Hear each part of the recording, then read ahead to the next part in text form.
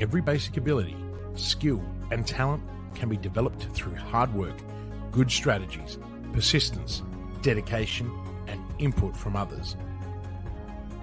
Where focus goes, energy flows. So focus your energy on continuous learning and stop wasting time thinking about looking smart.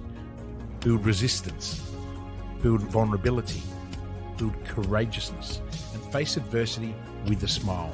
Become comfortable with uncomfortable.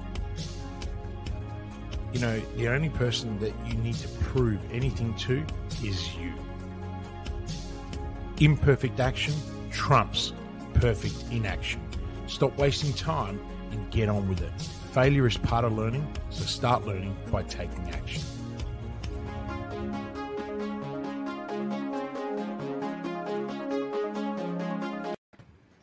Kristian, Livolsi, we are back. It is the hot seat. It's Thursday again, which is exciting. How is your week going so far? My week's been pretty cool, actually. It's very productive. There's a lot going on. We've been doing a lot of strategy and preparation for 2023, and really working with the teams. Client work has been really crazy at the moment too. So it's it's been amazing. And obviously I was in Melbourne last week. We've got some travel this week. We've got Sydney in 2 weeks' time. So there's a lot of activity going on in my world, which is fantastic. And obviously we've got a new puppy in the house. Yes. So Louis is integrating well. And the children and Lucy are really happy. So life is great.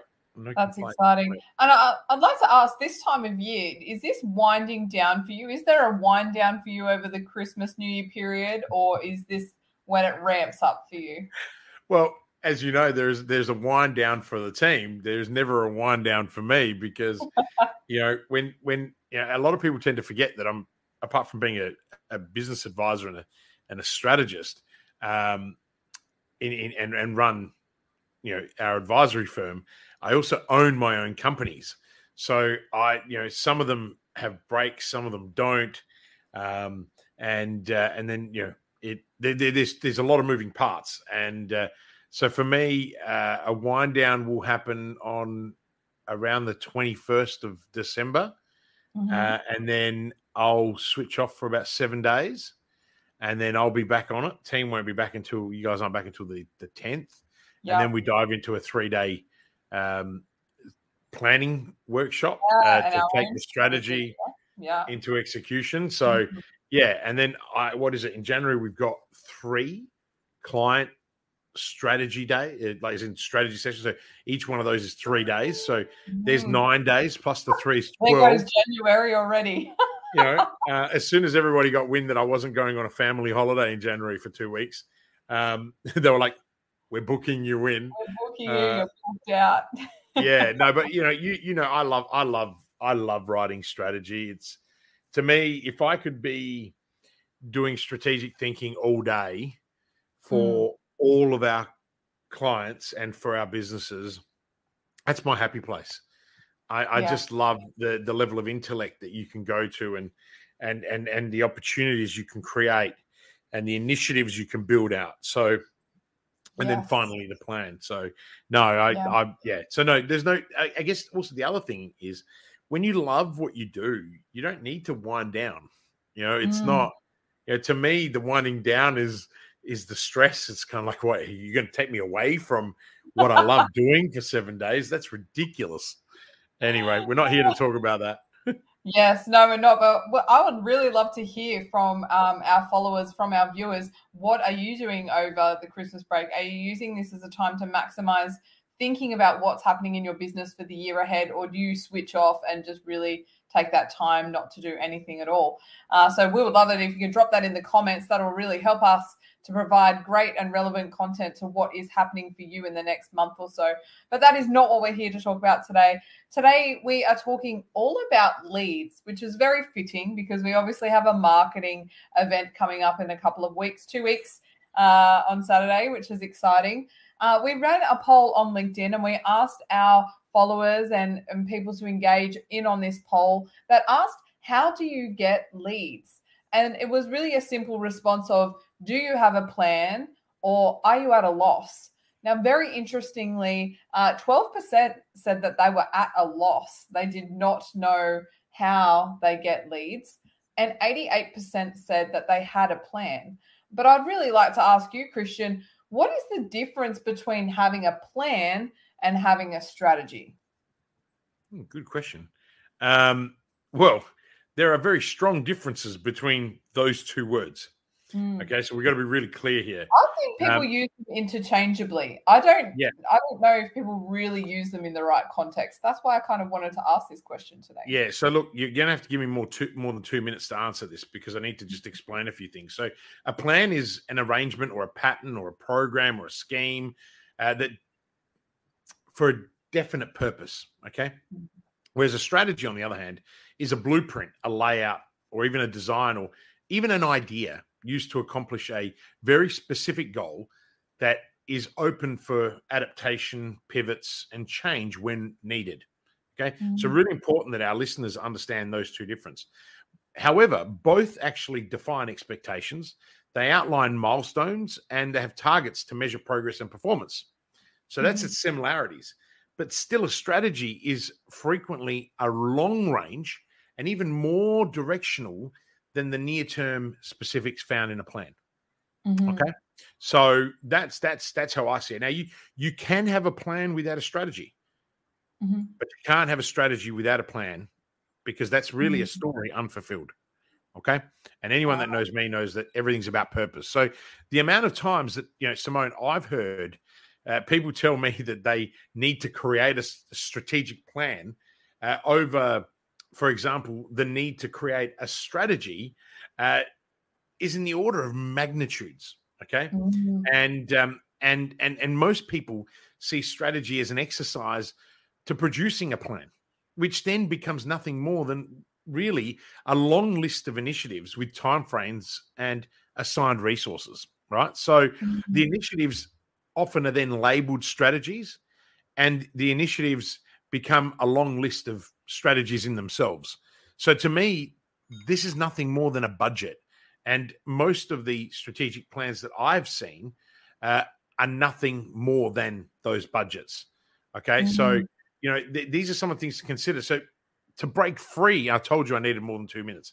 Now, to break free from this obsession with planning, we at the Business Growth Mindset think differently about strategy.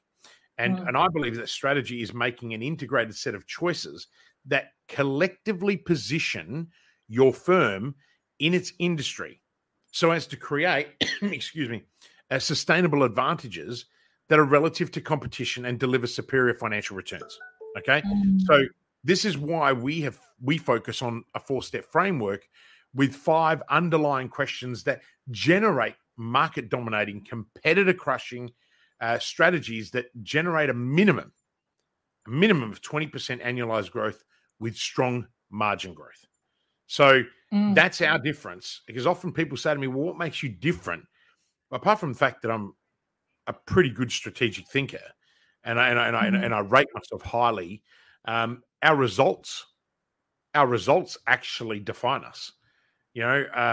Recently we were talking about our clients, and clients are coming to me saying, we've just had annual board meetings and stuff, and people are like, Kristian, how are you getting us to grow at 38% year on year with strong margin growth? And that's just one company. I mean, I went and had a look. I think we talked about this. I went and had a look, and I think sometimes I don't even want to care about verifying the quality of the outcomes that we deliver, because that's just my job.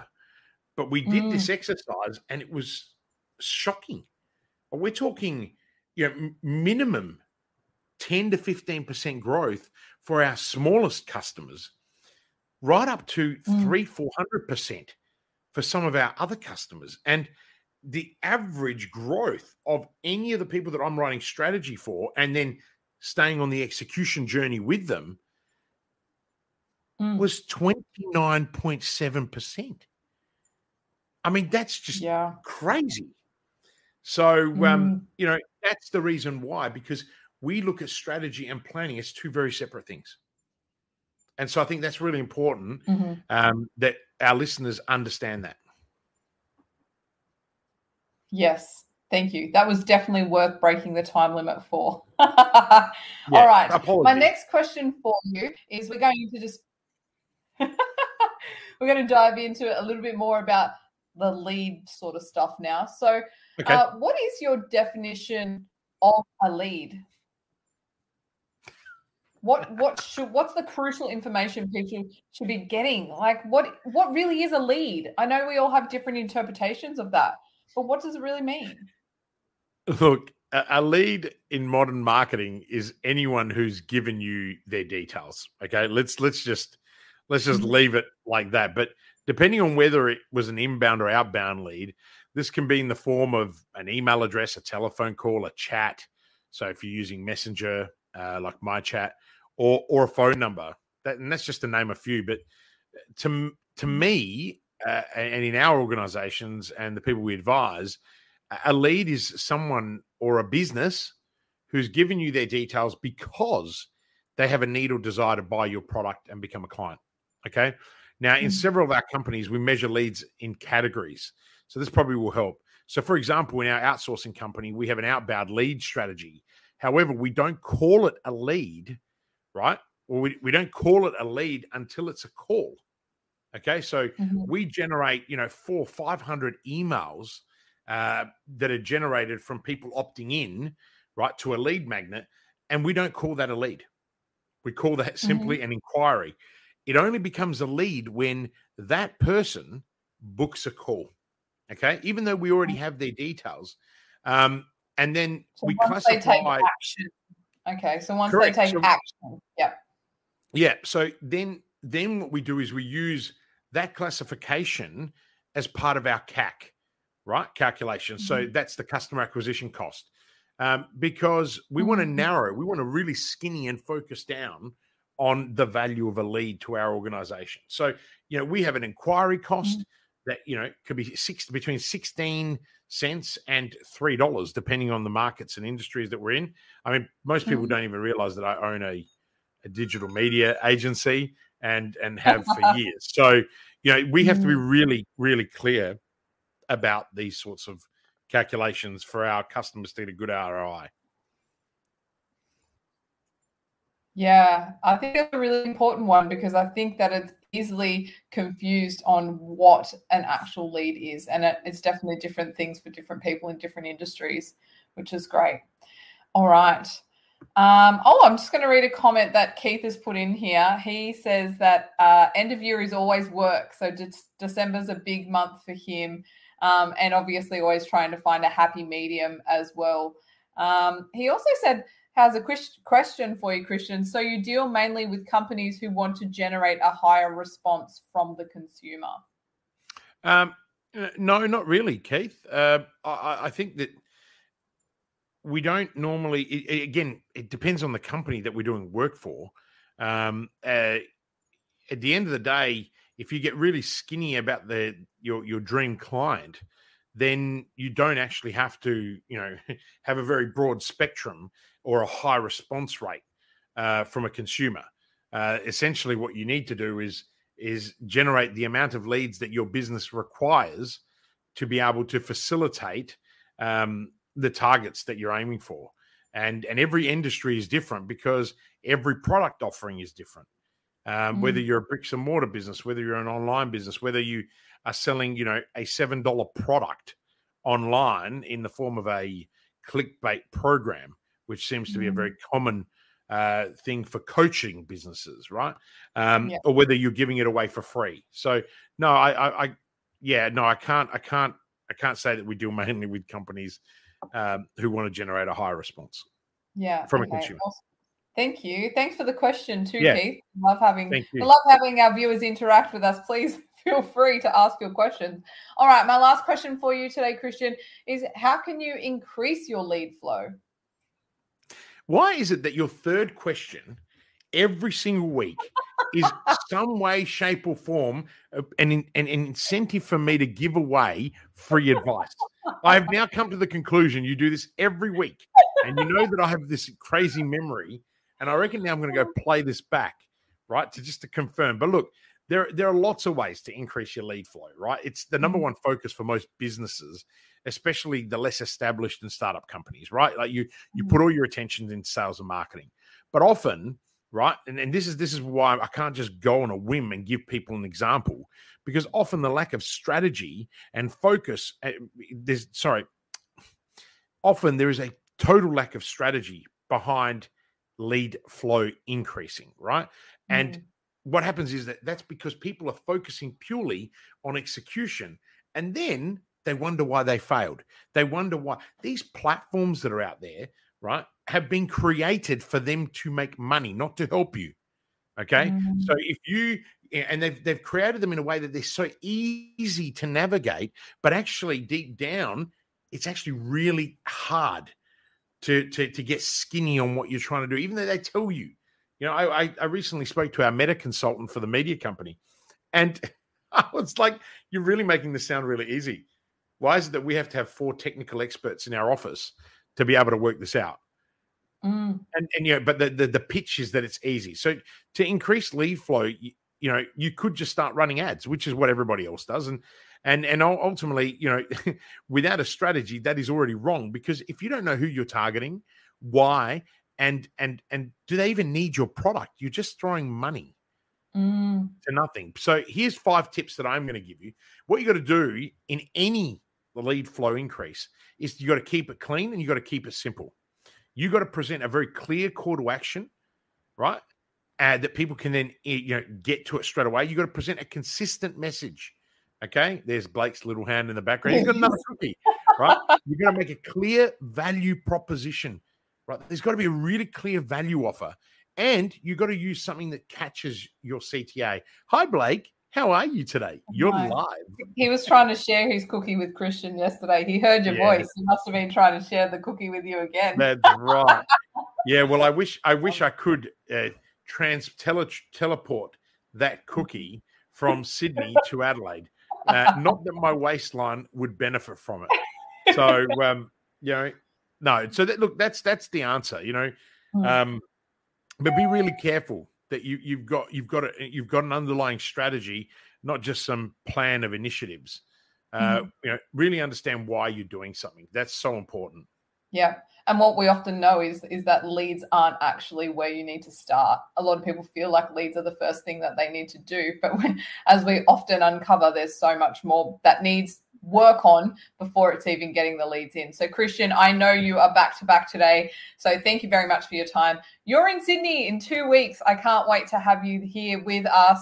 We are running a Marketing for Growth event, which is really going to break down all of your strategy on your marketing to really finish 2022 in the best possible way and just skyrocket 2023.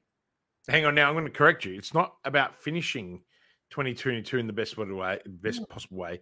It's about catapulting the final 30 days, right? Yes. Or in most cases for our clients, it's the final 20 days, and to get that extra lift in revenue so that they have an abundance of cash in the slush fund to go harder in 23. So really important. But yes, I'm really looking forward to it. Yes, I've got to go. I've got to be another call now. It's 11:30. But Simone, and thank you. And to all of our listeners, even though we cannot see anyone listening, but we know, Keith, you're out there. And thank you for dropping your comments in the chat. The StreamYard, I'm now going to actually consider dumping you, because it's not possible that I'm getting a little eye saying there's no one here, and yet Keith is writing. Okay. And I just got an alert from someone in the back room saying that there are people on Facebook. So, you know, bottom line is, if I'm paying for a service, make it work. Right. And then that's another clear message. So we may be coming to you from a different platform somewhere near you next week. I got to go. Adios. Have an amazing day. Thank you to everyone for following in and tuning with us. And we'll see you next Thursday on the hot seat. Catch you then. Thank you. Bye-bye. Are you ready to start taking action on your business? Would you like to spend more time with your family? Then call 1300-643-229 and start building momentum right now. I know you're busy. In fact, you are so busy that you don't have time to work on your business or yourself. often tossing and turning at night, worrying about the how-tos and the cash flow. How on earth can you possibly get off the hamster wheel so that you can take a helicopter view to see where you'll be in 90 days, 1 year, or 3 years from now? In this program, I will take you from sleepless nights to blissful sleep. You'll have more time with your family and you will have the clarity and direction so you can grow and flourish. Call 1-300-643-229 now and start building momentum.